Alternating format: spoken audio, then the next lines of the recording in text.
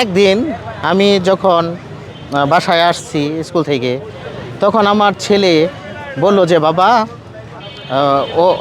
বাবা আমি ইলিশ মাছ খাবো। কারণ সে দেখে আসছে পাশের রুমে বাচ্চা মানুষ, ছোট মানুষ, সে যা দেখেই তাই অনুকরণ করে এবং যা দেখে তাই বলে। সে বলে আমাকে বলছে যে বাবা আমি ইলিশ মাছ খাবো। তখন আমি আমার স্ত্রীর সাথে বললাম যে কি করা যায়। সে বলল যে একটা ইলিশ মাছ নিয়ে আসো। ছেলে যখন এত করে বলছে, তখন আমি বাজারে গেলাম। যাওয়ার পরে দেখলাম ইলিশ মাছের কেজি 1700 টাকা।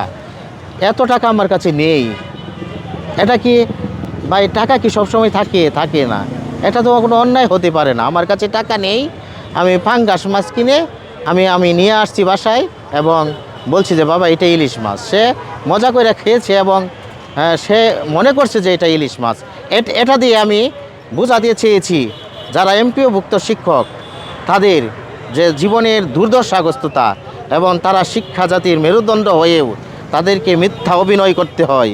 এই অভিনয়ের অন্তরালে কতটুকু দুঃখ এবং কতটুকু অসহায়ত্ব লুকিয়ে আছে, এটা শুধু যারা এমপিওভুক্ত শিক্ষক তারাই জানে। এমপিওভুক্ত শিক্ষক সমাজ, আমরা এমপিওভুক্ত শিক্ষক সমাজ 97% মাধ্যমিক শিক্ষা পরিচালনা করি। 97% মাধ্যমিক শিক্ষা পরিচালনা করার পরও আমাদের থুক বরাদ্দ ছিল মাত্র বাড়ি ভাড়া 1000 টাকা। এটা কি আদৌ পৃথিবীর কোনো জায়গায় কিংবা বাংলাদেশের বস্তিতেও কি 1000 টাকা দিয়ে বাড়ি ভাড়া পাওয়া যায় না।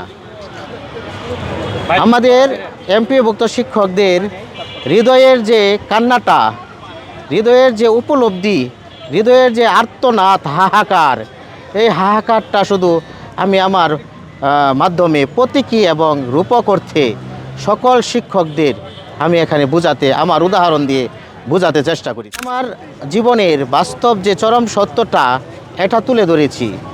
আমার লাইফে এর থেকেও চরম, এমপিওভুক্ত শিক্ষকতায় আসার পরে এর থেকেও চরম অবস্থায় আমি এখন আছি। কারণ আমি ঋণগ্রস্ত মানুষ। কারণ আমরা এমপিওভুক্ত শিক্ষকরা মাত্র 12,500 টাকা বেতন পাই। এই 12,500 টাকা দিয়ে কি কোনো সংসার চলতে পারে? কোনোভাবেই সম্ভব না।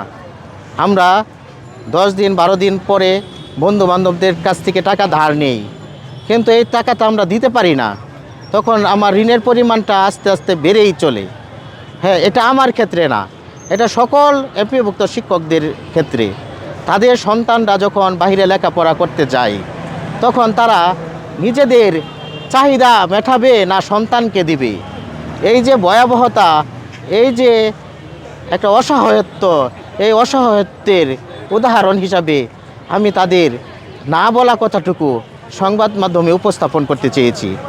যখন আমরা শহীদ মিনারে 11 দিন 11 রাত ওখানে খেয়ে না খেয়ে আন্দোলনে যুক্ত ছিলাম, যখন আমরা কোনো দিশাহারা হয়ে গেছিলাম, যখন আমাদেরকে কোনোভাবেই আশ্বস্ত করছিল না, তখন আমরা দিশাহারা হয়ে গেছিলাম।